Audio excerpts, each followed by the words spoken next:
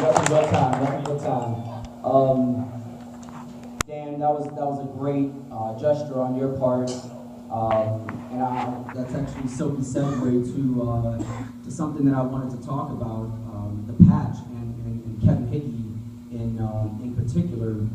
So when we were here 2 years ago, Kevin Hickey and I actually asked him, can I have a picture with him at this very same dinner, and Kevin had a hat on his head, the Chicago White Sox hat, and he took the hat off his head and put it onto mine. And I thought that was a great gesture, and I was like, all right, and I kept it on, we took the picture, and then I took the hat off to get back to him. He was like, no, that's yours. And I really appreciated that. I thought it was a great gesture, if you noticed, I wore that very same hat, and it has a Hickman patch on it because I wanted to honor Kevin Hickey in particular this camp. It was an unfortunate situation as to him leaving us, and I was able to connect with his daughter Samantha in Chicago and be there at the funeral, and just to be able to connect in such a short time, but to have such a lasting impression as Kevin did on my life in particular was very, very, very vital, crucial, important, and welcoming as these other coaches have done. And I wanted to talk about really quickly the team salute.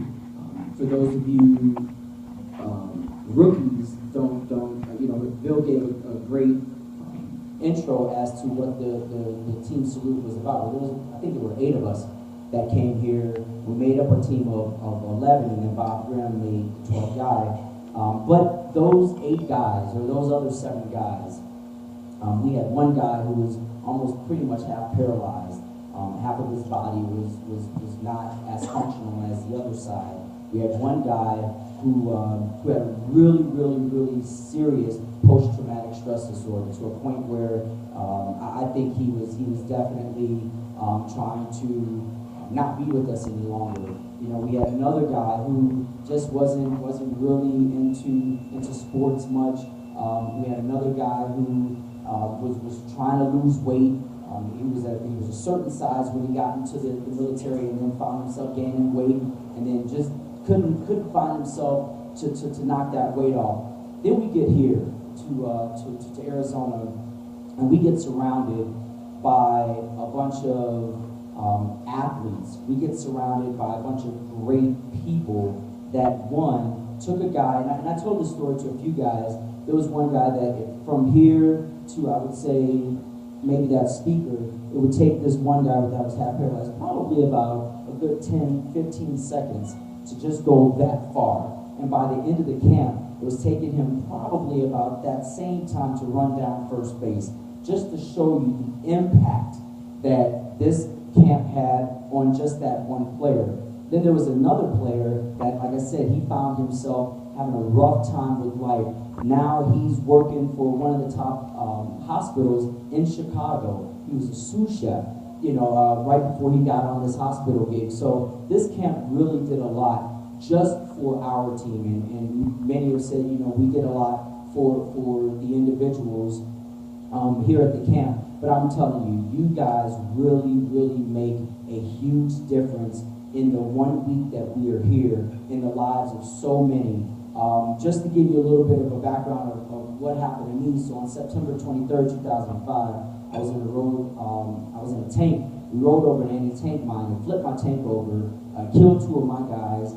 I sustained bilateral fractures to my right tibia and fibula, a shattered left tibia, both of my heel and ankle bones are shattered, and a dislocated right hip. 24 surgeries later, after the doctor said that I would not be able to do the things that I was able to do before, I'm standing before you playing the game of baseball, which is a game that I love and I'm very, very, very passionate about. Able to golf, able to snowboard, able to do a lot of other things that a lot of people just would not have, or folks would have counted me out to do. And there are many, many, many, many more men and women out there that goes through the same thing that I've gone through, that will continue to go through the same thing that I go through. But it's folks like you that receive and show love to people like me, to veterans like me, to the team, to the folks from Team Salute. And I'm really grateful, I'm very appreciative to each and every one of you. I really do hope that you all, as you're doing these comment cards,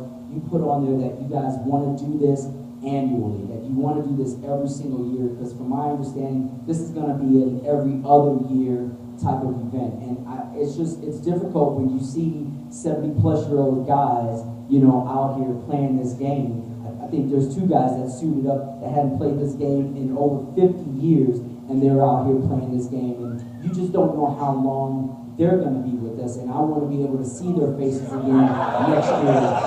That's not a knock on those guys, so don't take it like that. That's not a knock on those guys, but understand, I mean, life is not promised to any of us. Life isn't promised to any of us. And I really would like to be able to see, you know, those guys again here next year and not wait an extra year, you know, and not have that opportunity. So again, to all of the coaches, to all of my new friends, to all of the campers out here, to my wife who's been a huge support, to all of those out there that have served. If you have served, can you at least just wave your hand? If you served in this country, served our country proudly, thank you guys. Thank you. Give the peace to me. I really do appreciate you guys. God bless you. I really do appreciate you. Thank you so much.